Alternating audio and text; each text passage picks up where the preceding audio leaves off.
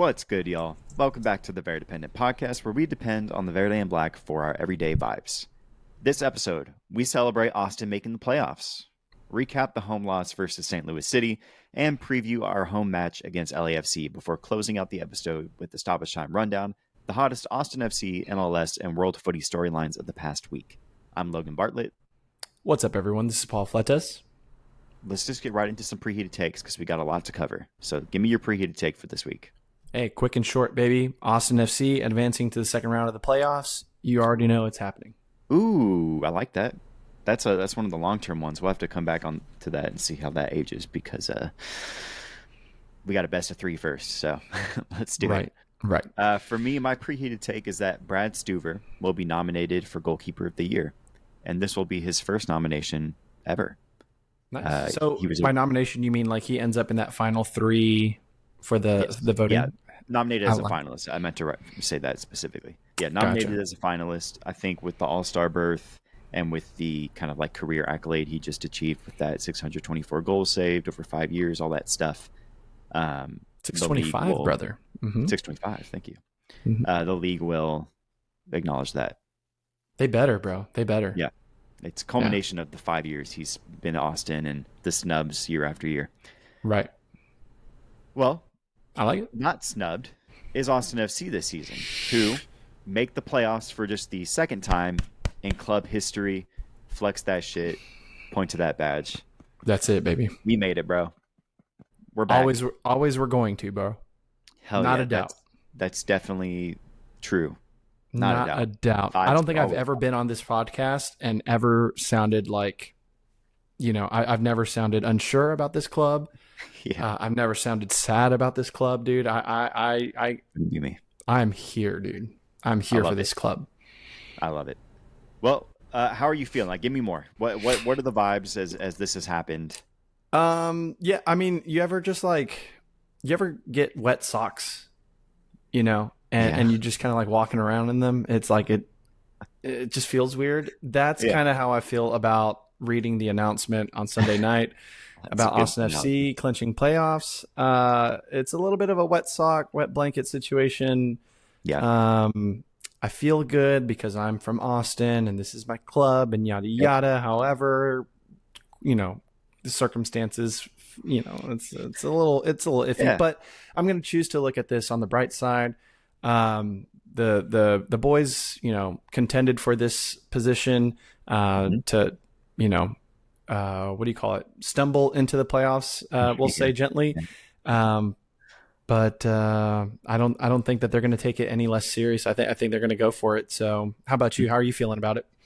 Yeah, I'm feeling hopeful, right? Because that's crazy. We did earn this. We earned this for the culmination of the season we've had.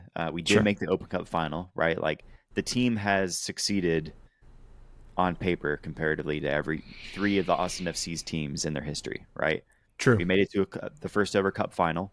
We knew going into that, or we almost expected if we were to make that run, that our playoff standing would dip a little bit. Falter a little, right? Yeah. Yeah, like that was if you go back and listen to all the Open Cup preview episodes, we're definitely like, win this game and lose the league game. We don't care. Just keep moving in the cup, right?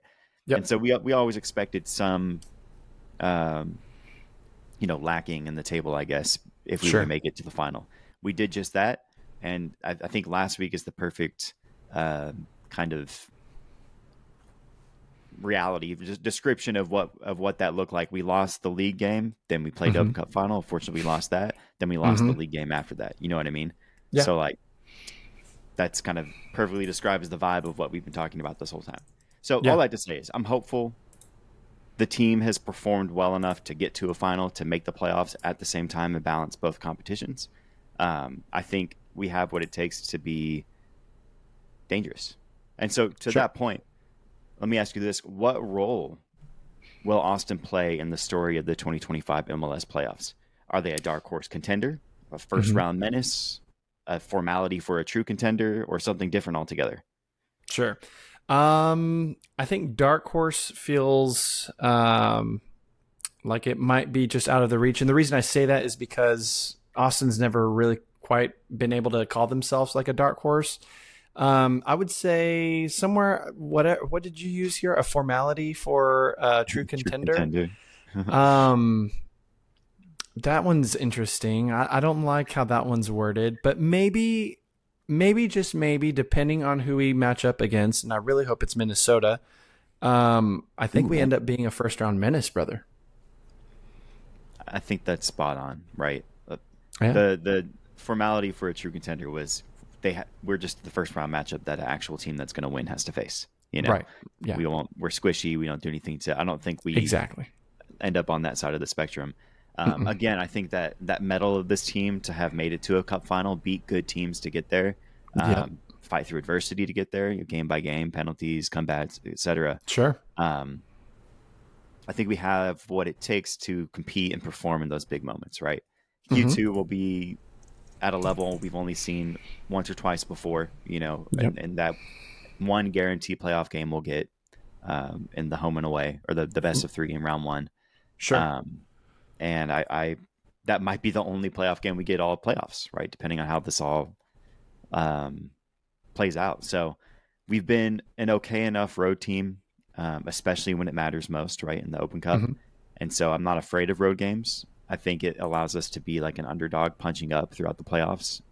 And I think we're a matchup nobody wants round to round. That if Austin's up next, like, God damn it, Austin won again. I Mm-hmm. don't want to play them. They're annoying. I Yeah, think we kind of have that narrative throughout the playoffs. So I agree. I think it's one of those nothing to lose vibes. If we make it past the first round, there's nothing to lose. You just play your heart out. You don't have the pressure on you. You're the away team. Just play your ass off. Sure. Steal a win. I will say, if we not if haha when we do make it to the second round, that's when we can start shifting over to that dark horse Yes. contender label. But until then, we got to show that grit and metal, yet again, Yeah. and then really kind of run it back, kind of how New York Red Bull was able to do that last year's playoffs, and so. Yeah. I think we put ourselves in that mindset and gun it. I don't see why we can't do any different, except like win it. it this time. Well, yeah, except make it all the way. That's How do the crazy. vibes of this playoff journey compare to 2022?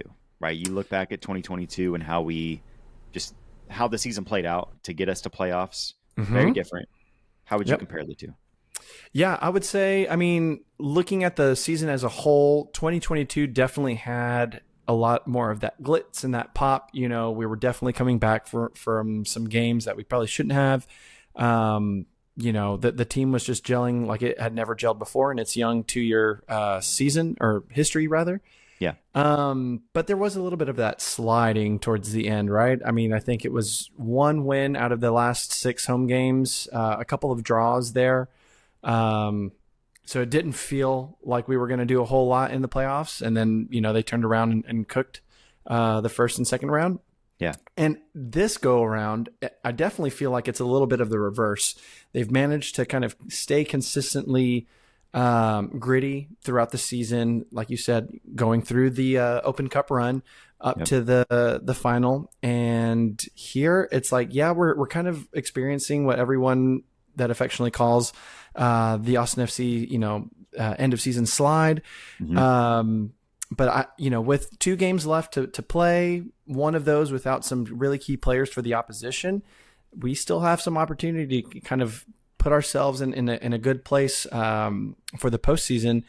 And I don't know, man. I think there's something about this team that's probably going to surprise a lot of folks when we do get to the playoffs, and how they compete. So I it's gonna be feel good. the same way. I think the 2020 we clinched playoffs so early in the season comparatively in 2022. Shout out We were a top 2 seed for most of the year, and we're flirting Yeah, with the we first seed were. at some point. So we were dominant throughout the point where we were essentially clinched in the playoffs, and then we kind of faltered to it, but got Mm-hmm. there. And then we saw that regression and a spike in the Right. playoffs. Of course, we made it to the conference finals, but this is a different narrative, and I almost like. I think I might be at danger of romanticizing this narrative because we're living it right now. Where Mm. like 2025 had that unlikely Open Cup final run, and the team had always kept themselves in contention to make the playoffs all Mm-hmm. season, but teeter to like where are they going to end up? Are they a top 4 team? Are they middle of the pack? Are they Mm-hmm. maybe a play-in team now? We don't, we're still at we could be a play-in team is the point, right? Sure. The point, the table isn't set that way. So, Yeah. um, I might be romanticizing it a little bit, but it's just felt like, Romanticize away, brother. I and mean, yeah, I know, and I don't mind it. yeah. Like this one feels earned in a different kind of way, right? We Sure. dominated 2022 early, Yeah. the first half of the season, and like we're able to coast in the playoffs pretty comfortably. Mm-hmm. This time we're having to grit and grind to a point where like decision day really matters. We're Yeah. guaranteed in the playoffs, but decision day could be the difference between ninth and sixth. Sure. And so it means something this time in a way in the standings in a way it did in the 22, which just feels more, I don't know, worthy. Like we made it, Yeah. and it seems more like MLS, Right. And I this think decision that there's day some, has never mattered for us. So for sure. And there's something to say to the point of like, we're starting to climb out of that hole of the past 2 seasons, right? Where we straight up were not making playoffs. We were yeah, really struggling with our rosters, and Roto came around and slowly started to kind of put us in position to get to where we're at, and then yep. continue to build on that. So I don't know, man. I think it's just apples and oranges at this point. Now that I'm thinking about it, where it's like 2022, it was like a hit every weekend. The media team was cooking with those videos. I don't know if you remember, but like it felt like every Monday, Tuesday at work, I was like on the green Kool-Aid, brother. It was insane. Granted, our media team is not that hot anymore. It's okay. We still love you guys. Yeah. Hard But to this be as is hot when the team's not as hot, right? I'll give them that exactly, benefit of the doubt. exactly. But do bring back those videos. Those Yes, were especially for the playoffs. God, The so Open Cup good. one was great that they Yeah. made. So they still got Yeah. it. Yep. Well, not to change the vibe too much. We're excited for the playoffs, and there's Sure. still some still points to be earned, right, and a position Of to be course. held. Well, let's talk about St. Louis real quick, right? Fuck. Last week, when we recorded our little pregame discussion, we said that this St. Louis game was a must-win. Not necessarily for clinching the playoffs, right? We did want that too, but for morale, right? Bingo. As we trudge through this final stretch. Obviously, that didn't happen. So, how does the team move on from last week as a whole, right? 3 losses in 7 days, losing to teams you maybe shouldn't in St. Louis. What do you think? Yeah, man. I think this is more of a mental test for this team, and specifically for the veterans. I'm looking at the folks like Stuver, Danny, Owen. The folks that have been here for a while now, and they've seen Austin in this position where it's the end of the season, and they're just really struggling to pick up those points. And so I feel like for this team to like show themselves and the fans and the league that they mean business, like they've really got to come together and take this opportunity for their final home game of the regular season. Yep. And just go out there and compete, and I think the biggest thing was we just want to be able to make sure these guys from the whistle are running and they're tracking back and they're making those incisive passes, and they're just doing everything at like just a little bit of a level above what they would normally do. Yeah. Because it's gonna matter when we get to playoffs, and I think the fans need to see that in order for them to really get behind them. So I don't know, man. I think that's what's gonna matter for these next 2 games. But what about you? I think I kind of got a little bit sidetracked of the original intent of the question there about St. Louis. But No, what are you're you fine, thinking? because that's what I wanted to get out of that, right? Like, there's not much to say about that game. We didn't score goal. We didn't score. They did. We pushed for it at the end. They scored a third. I thought we scored one, didn't we? We Am I did. tripping? No, I'm saying like they scored more goals than us. That's the point of the story. My It was fault. 3-1. My fault. Yes, their number like, bigger. Yeah, they scored more goals than we did. They looked more cohesive as an offensive attack. We went for it at the end of the game, and they scored a third in stoppage time. Right, you can't really do much about that. I think the team did the right thing to go after that draw, and I like to see that, right, from the coach. Like, cool, let's go get it. Let's earn this point back, and not just kind of like, fold and let the game end that way. So, yeah. In terms of moving on from this game, though, I think and we'll get to this a little bit more as we talk about LAFC in the second half, but I think there's only a couple games left, right? And we know we made playoffs. That's a guarantee now. So now the team's got to be looking at it from a perspective of, okay, how do we set ourselves up for success moving forward, right? The Open Cup happened. That week happened by and large. We lost. We earned 0 of 9 points, 0 of 6 points plus a cup, but you know what I mean? 3 games played, no wins. So how do we get past that? So I would imagine there's some sort of resolve. I'd imagine guys like Ilie, Brad, Rubio, etc. The veterans are hyping the team up, reminding them like, hey, we have a lot to play for still. We have 2 games that can decide our fate of where we end up in the playoffs, and we have the playoffs guaranteed, right? No matter how we got there, let's prove that narrative wrong, that we earned it, Yeah. And so I think it's just going to be a morale. There's going to be a shift in the language, shift in the narrative that the team's going to have to push through their player, through the managers and the coaches, and through the leaders in the locker room. So sure, I don't know. In terms of play, I have no answers there, but sure. Well, I mean, would it suffice to say that I feel like this has always kind of been hinted at and not always picked up, by fan media, or especially the pundits that talk about Austin FC on Apple TV and all that stuff. But is it fair to say that Nico, I think, to get the best out of this group, always tells these guys to kind of operate from that underdog mentality? Because I just haven't quite seen it at all this season where they really jumped on the front foot. Maybe against San Diego all the way back in March. I could count to that first time where they, scored early on and then held it in drive all the way through. But since then, man, it feels like they've always had to kind of catch up and then, pounce. So yeah, I think that's a result of the Vasquez injury. Honestly, I know it gets referenced a lot, and it's not that the fan base and people have forgotten about that, but that's when he was the number 1 guy for us, right? In terms of dollar amount, in terms the way we were positioning him in our offense, both literally on the field, but also in terms of media and vibes and all-star appearance and whatnot. He was the guy for us, and when he got injured, it kind of created this vacuum of, okay, how do we manage this, right? We were blessed with Owen Wolf's rise in performance and stepping up, and that's helped kind of fill the void of Vasquez in terms of production on the field. But I think I would have to guess from that point on, that's when the underdog narrative came about, right? It's we lost our top guy, but that doesn't mean we lost the season, right? The team made that huge push to the Open Cup without him. They made the playoffs without him. I'm not saying that he's dispensable in any way. We'd be way better with him. We'd probably have an Open Cup. We'd probably be a top 4 seed. Probably is maybe a strong word, but I have a feeling we'd be better off with him. So I think from that point on, we kind of adopted the underdog narrative. And then also just we lost some talent with his injury, right? On paper, we are a less talented team now. So matching up with other teams, we have less talent than they do with 2 DPs. And so, I think we're literally an underdog in many games. The projected win percentages at kickoff would say that too. And I bet Nico says it as well. So that's my take. Well said, brother. Well said. Let's touch on one more thing, and then we'll move on to the second half.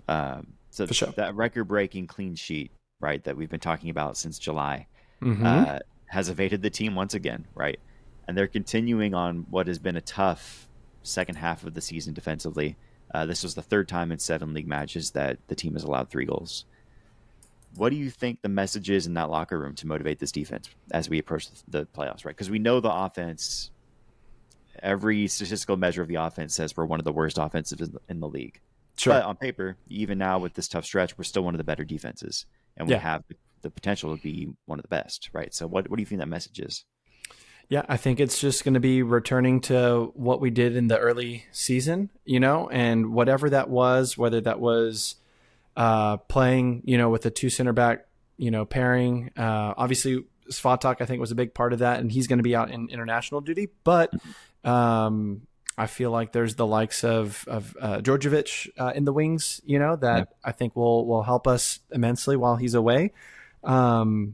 So I don't know. I think it's just a reminder of like, hey, that identity, that strong defensive identity that we had early in the season, we got to get back to that, and that's everyone getting behind the ball, getting that transition defense back up and going, and just making sure that we're absolute menaces on defense to make sure that no goals get in.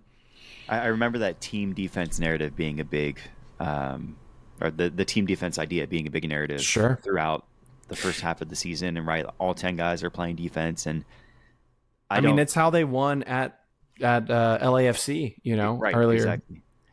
And I don't have any like stats or really memory to back this up, but as our offensive input has increased, right, our offensive output has increased game to game, I have to think that some guys, I can think Owen Wolf, for example. There's many games where like by the 65th, 70th minute, you could tell he's pretty gassed, and he's saving his little energy left for offense, right? Because he needs to.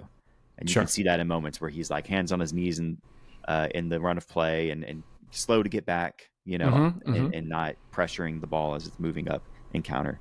Not to say there's anything wrong with that. Other guys have to step up for him. A guy like Savovich, right, has to be more than just a walking cone for the team. So this is, I don't want to criticize players any more than that. Yeah. I think there's probably a big conversation beyond the center backs, right? Like how the fullbacks who've been traditionally so instrumental to the offense, what is the message they're receiving to be like, hey, we need you to lock in defensively? What's the message to guys like Savovich and Ilie, who Ilie's been very instrumental in the build-up on offense? And yes, he does his part defensively, and he's very well positioned, but how do we get them to kick that extra gear, right? And get Savovich to be more of a net positive for us in that role.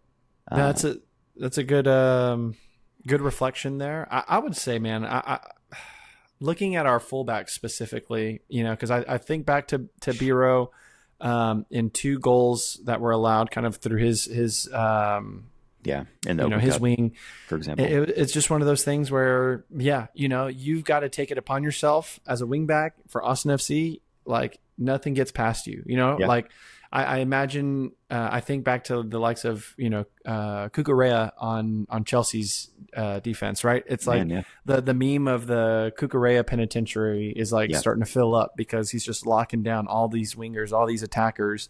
And we've got to have that same mentality. Yeah, I think Dessler has that for sure. And you can see that where he's been more defensive minded. And he's definitely got a good snap to him for sure. I think the team defense needs to pick it back up in a way. Easier said than done, of course. And what is that? What's the sacrifice if you do that? I'm not sure. Maybe it is offensive sacrifice, but our offense isn't winning us games. Our defense did. So true. All right, let's take a quick break, and we'll look ahead to a more positive outlook at LAFC, the LAFC match, and then we'll get stoppage and close this thing out. Let's do it.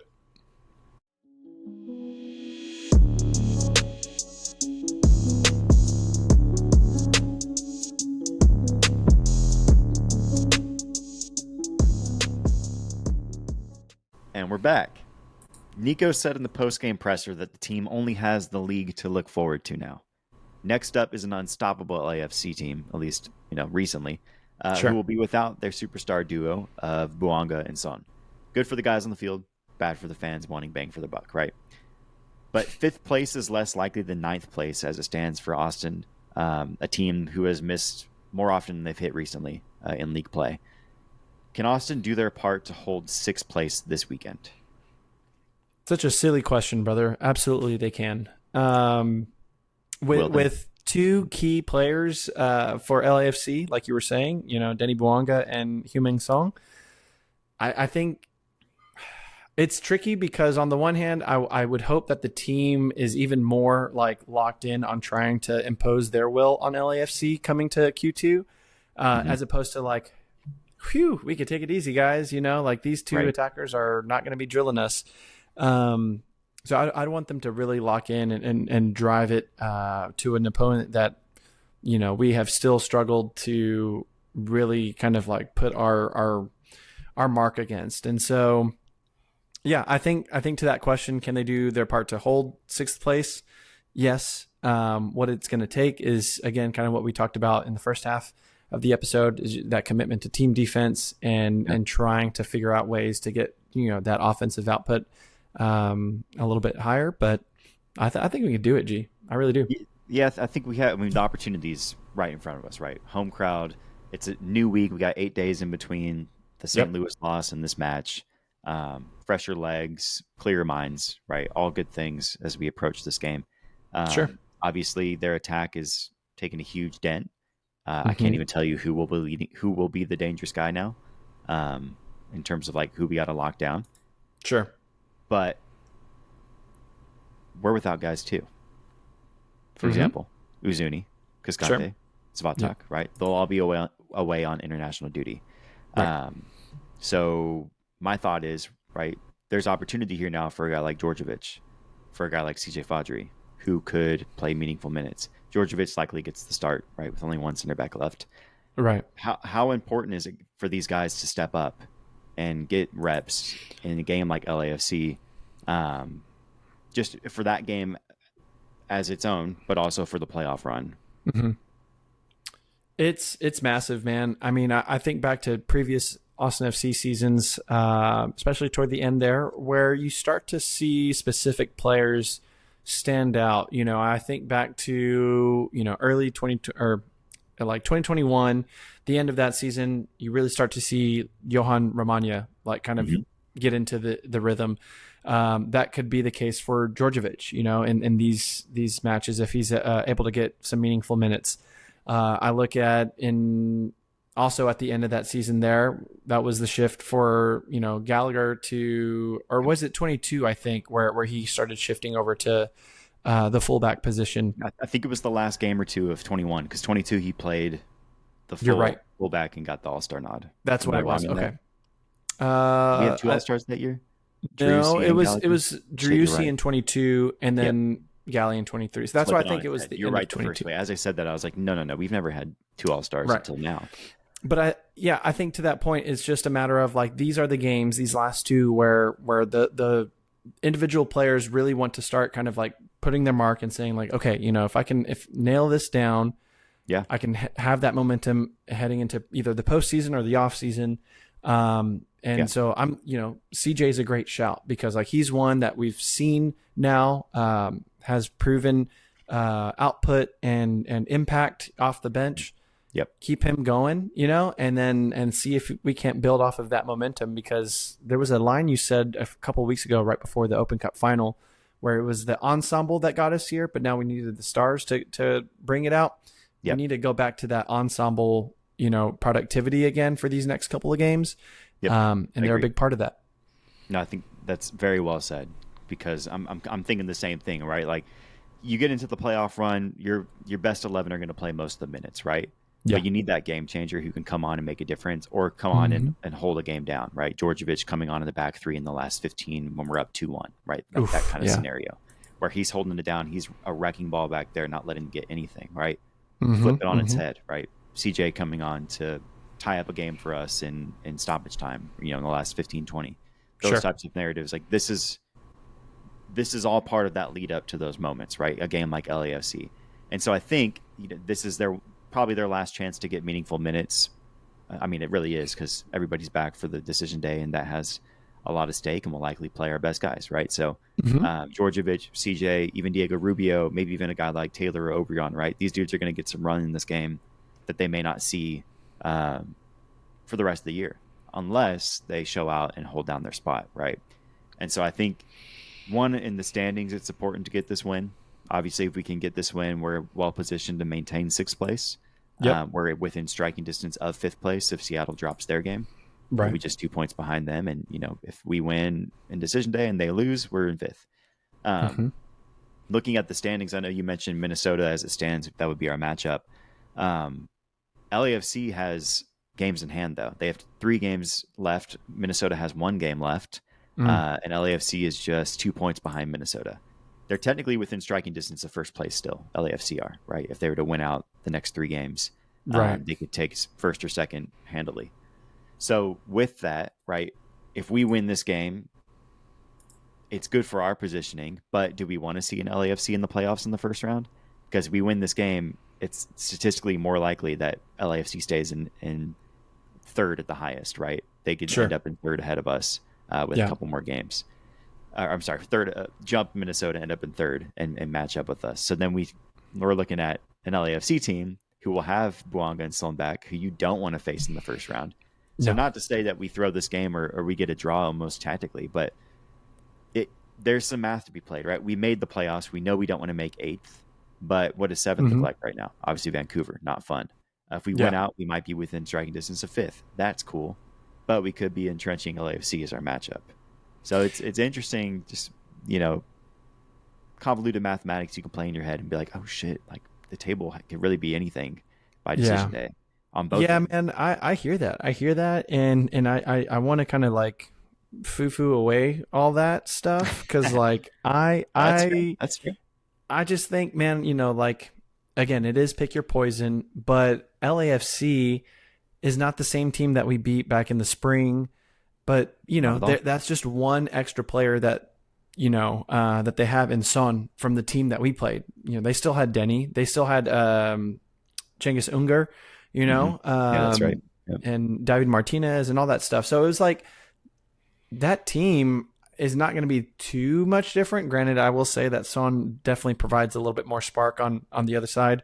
Yep. And we are without BV9, which we weren't then. This is true. Who I specifically remember really bossing the midfield, kind of as that deep playmaking 9. Yep. So there's differences there. It's like not to counter. I like what you're throwing out there. Definitely foo it away. We don't need to think that, but it's just an interesting consideration. It is, bro, because like the top of the West absolutely ate our lunch this season, bro. I'm thinking back to Vancouver, dude, and that 5-1. I can't. Like, that taste is still in my mouth, and I don't want it. No, I don't at all. And so you're looking at it, you're like, well, I'd rather play Minnesota, but if we beat if we beat LAFC, they're more likely to end up where we in third, and we match up. But just you start looking at the math, you're like, oh shit, like, yeah. Like we could I never want to be that team that like draws. Strategically. Yeah. I want to win. Do that. So, getting to predictions, right? Let's just go there. Enough of the hypotheticals. What do you predict for this game? For this game, I'm predicting a gritty. I don't know. I know it's hard. Gritty. Can we say 1-0 win? That's that's where I'm leaning myself, right? Because I want to say 1-1 draw just on paper, right? This seems like one of those 1-1 draw matchups. It does feel very 1-1. That elevated pressure of like winning you're in. Obviously we're in already, but winning you're not playing. That's I would imagine that's weighing pretty heavily on the players right now. They're like, we don't need extra games. We had extra games that didn't go well for us. We just need to secure a spot, be in the playoffs, not worry about the play-in bullshit, and move on. And so I think 1-0 is an ambitiously positive prediction, and I like it. I'm in agreement with you there. Hell yeah. Well, let's get these 3 points at home. Dear God. This would be well, no, that's not true, because last year we ended with 2 wins, did we not? I couldn't tell you, bro. That sounds familiar. I specifically remember 2024 Colorado. They were all out of sorts, and we came in and threw, I think it was a 3-0 on them. Okay, that sounds right, because Driussi had a random, like, his sending away games, like, if he's out. Yeah, it was 3-2. Sure yeah. That rings a bell. Hey, it was, brother. It was 3-2, bro. I think we can do it too, man. I'm be honest with you. I think we can do it. I think we can. Just looking back at this team. I'm sorry. I'm just getting nostalgic now. But anyway, yeah. Let's get it. We made playoffs. We're in the race. Let's make it happen. That's right. We didn't talk about this in the second half because we're talking about it now. Danny Pereira turns down an international call-up to fulfill his club duties, as reported by every outlet that covers Austin FC. Thoughts on that? Good for him. I think he's recognizing that he might not be getting the minutes that he's looking for with the national team, even for these international call-ups. And he recognizes that there's an opportunity for him to really help out, Austin. And I salute the bro for getting his priorities right. I'm in the same boat. I salute him. I wouldn't have been mad if you went to play with your national team. I understand how much of an honor that is. So sure. I think you're spot on, right? He's not getting the minutes he might expect or want, and so Mm-hmm. I don't think this is going to change anything for his position on the national team. He'll still get the same amount of minutes next time. They might Yep. just respect him a little bit more. Like, hey, shout out you. Your club Mm-hmm. was in a big moment. Respect. We trust that you would do that for us too. So, Philadelphia Union, they've secured the 2025 Supporter Shield mathematically. It's theirs. Mm-hmm. What is that? The second time in 5 years that they've won since we've been around. Yeah, I think they win it in 22? I want to say they They did, did in right? 22. Yeah. Yeah, yeah. That crazy final against LAFC. Yeah. Gareth Bale. Phooey. Crazy. Yeah, good for Philly. If I remember correctly, they were kind of this weird like roller coaster in the East. Yeah. The top four were moving a lot. Yeah, yeah. A lot of good But teams. as long as it's not Messi and co, Yeah. I'm about it. I support that. Shout Hey, out and last hashtag time, Doop. again, going back to 22, last time Philly won Supporter Shield, Austin made the Western Conference Finals. So, I like you know, that. I like that. Say more of hey, that. let's go. San Diego FC set the league record for most points in an expansion year with 60 and possibly a few more with one more game left. Mm-hmm. Damn, bro. Every club but us. Hey, but Feels you that know who way. gave them their first L? Hey, Austin, baby. Loston. Let's go. Loston, baby. Let's go. They'll always think about that. That's We're the right. first ever loss. No, Mm-hmm. but shout out to them. I don't want to be a hater and not celebrate expansion team success. Our year was a COVID year. It was weird. Lots of asterisks. For sure, Team bro. G building, all Arena, those yada things. Like, yada. Yeah. we're an outlier. What at this point, I don't care. Right. We're in the playoffs too, so Yeah. we'll keep it moving. Shout out San Diego though. Shout out club. For Uh, sure. For sure. Bringing it back home, Owen Wolf. We talked about this in weeks past of specific journalists giving their ranking of Owen Wolf in the under 22. Well, it's official now. Owen Wolf is ranked number 4 in the 22 under 22. I believe he's behind Obed Vargas in Seattle. He's Mm-hmm. behind a defender in San Diego, I think, and one other guy. I should have had this up in front of me. Yeah. I did on my other computer, but it don't matter. Owen Wolf is behind a bunch of people that he's better than. What do you think about that? Well, I think he's made a big jump, which makes complete sense given his meteoric rise in form this season. And off air, I think I was clamoring and trying to find every which document that we had, a preheated take that I'm pretty sure I had that said Yeah. Owen Wolf would be in the top 5 of this year's MLS, 22 under 22. I think you just said that in the context of one of the halves. Probably, but bro. regardless, But all I know is I know ball. The Alex list Freeman. Yeah, thank you. Toklomati. I mean, who? I don't know who that is. Respectfully, brother, I don't know who you are. I know Alex Freeman. I know Alex Obed Freeman. Vargas. Owen Wolf should definitely be third. How about that? Yeah, I think At a he should minimum. be first. Not Yeah. to be a hater, but Fair point, bro. He should be 0. he should be a shoo-in. Alex Freeman is cool, but hey, Orlando's in 7. Fun fact: I got to chat with his parents at the All-Star game. Oh yeah, I think it was the what do you call it? The day before the All-Star game. What am I thinking of? yeah, the little kickoff party thing that we went to. all the little whatchamacallits. The skill challenges. Skills challenge. Thank you. Yes, Yeah. Thank you.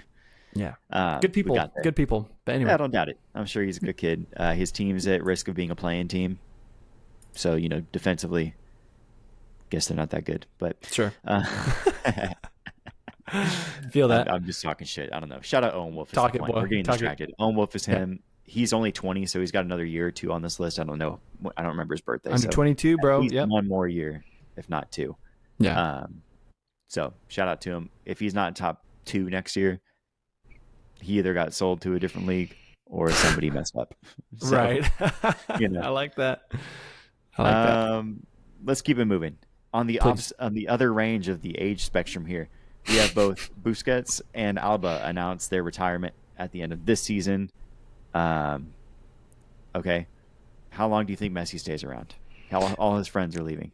Right, bro. I mean, however much Botox or whatever, injections Don Garber is going to put into that poor man's body to keep him around, it's going to happen. But I don't care, dude. I don't care at I'm all thinking about you're any of Messi the and then content riffing in on this that. stoppage point, bro. Who gives up about Busquets and Alba? Get out of here, bro. I do it because others do. I know you don't give a single shit, but it's big news in the MLS world, so we're going to talk about it. You're a good person for that, dude. I appreciate that. This next point, we don't really need to talk about it, but whatever. Washington Spirit take all 3 points at home against San Diego Wave, thanks to a brace by Kouassi, the cool stoppage time winner.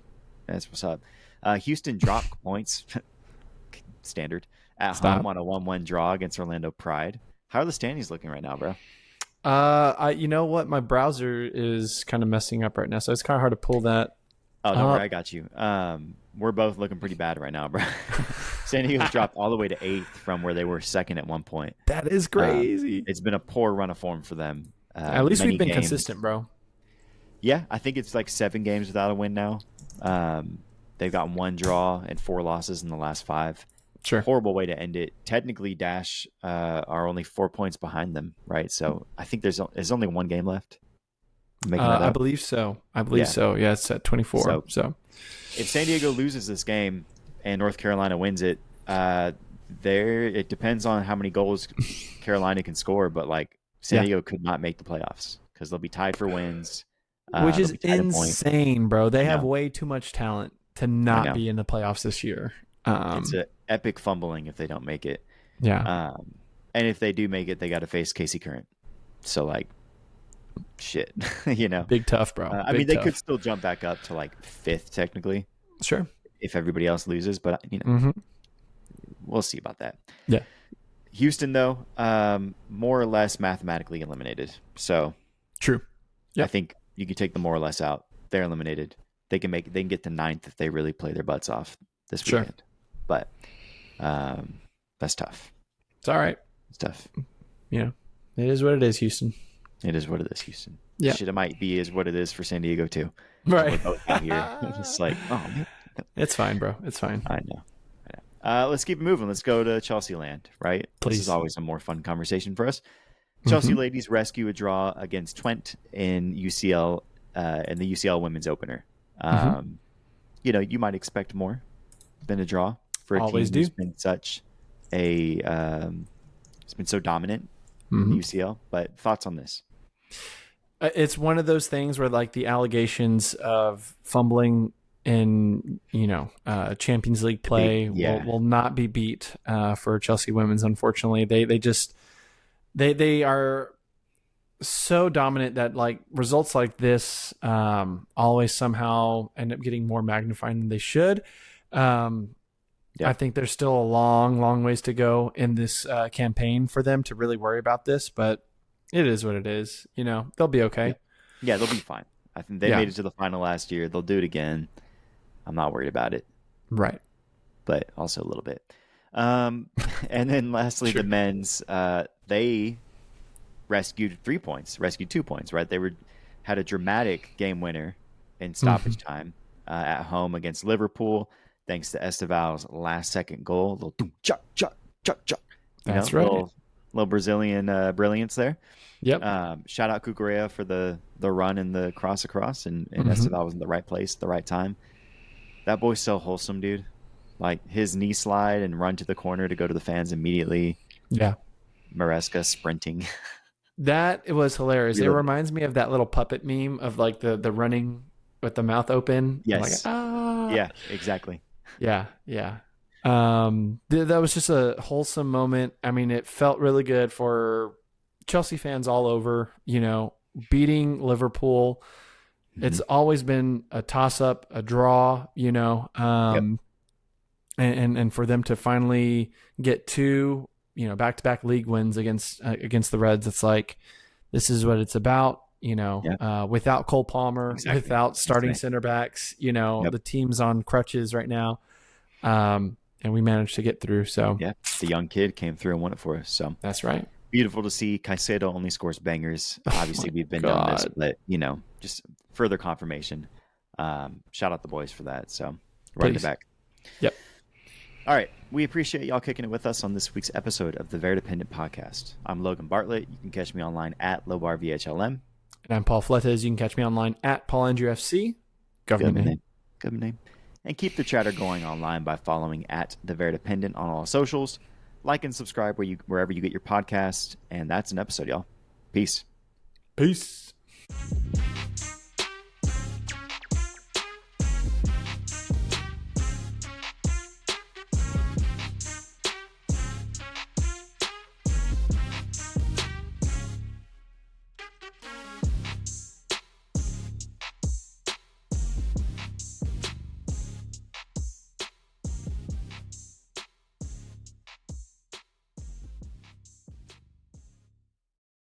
Oh, why are you screaming at me? Oh my God.